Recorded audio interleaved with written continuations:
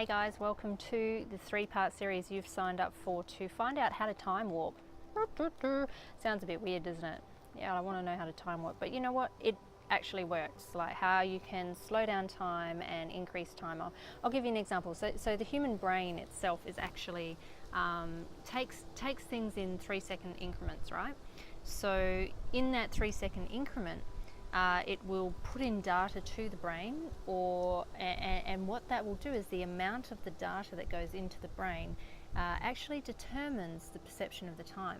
So for example, when you have we've heard so many stories of people who have been in car accidents, and they find that everything goes slow motion.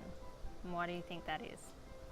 Take it back to the 3-second increment. What's happening is it's actually there's a lot of data that's getting put into that 3-second increment, because we absorb and we retain information in 3-second lots, whether it's a handshake or whatever.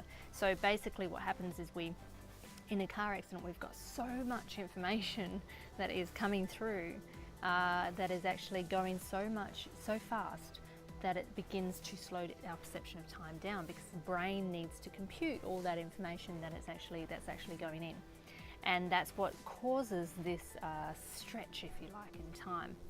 And so we don't really want you to be having a car accident to figure this out and have the experience of slowing down time and speeding up time, because time in its essence has been said to be very much an illusion.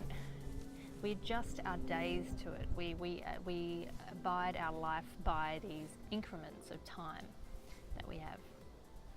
And if we could find ways to begin to slow that down or speed it up at the drop of a hat, would that be interesting to you? And it probably is, that's why you're here. So I've done it. I do it all the time, pretty much on a daily basis. And I'm going to share with you some really cool exercises that will begin to help the process of slowing down time. Today's workbook, so you've got 3 parts to this video series, and the first part is really looking at getting focused on detail. So what you're going to be doing in this particular workbook is I want you to notice throughout your day all the little things, the finer details, everything you can possibly obtain information-wise.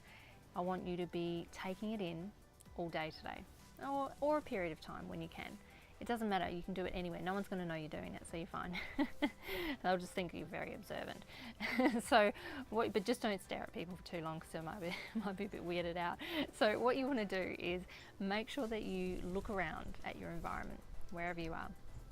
Take in as much detail as you can, the most minute amount of detail that you can. The most amount of detail that you can. And I want you to look at every single thing, like whether it's the way the sun goes through the plant, or the way the wind blows that leaf, or the way that the pen moves when you're using it on the paper, or the way that someone shifts when they're sitting down in their chair, or any little nuances, anything. The finer the detail, the better.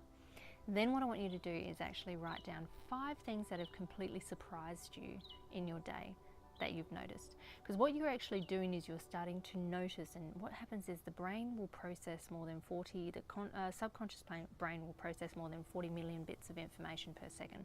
Your conscious brain is only doing 40 bits per second. So there's a clear gap between the conscious and what's going on in the subconscious. And so what I'm getting you to do is to start to tap into becoming conscious of the subconscious. And by doing this, what we're actually doing is starting to slow the perception of time down, because you're taking in so much information within that 3-second increment. Okay, so have a go. It's a fun exercise. See what you think. Share with me how you went. I'd love to hear from you and hear how it all went for you, and what you noticed, like what were the 5 things that you noticed the most. How did you feel when doing it? Because it does take us into a state of being whilst doing, and that's the ultimate. How can you still be a human and do all the things that we need to do, but be in that moment? And that allows you to slow down and speed up time. So check that out, have a little look, download the workbook, let me know how you went, and I'd love to hear from you. Much peace. See ya.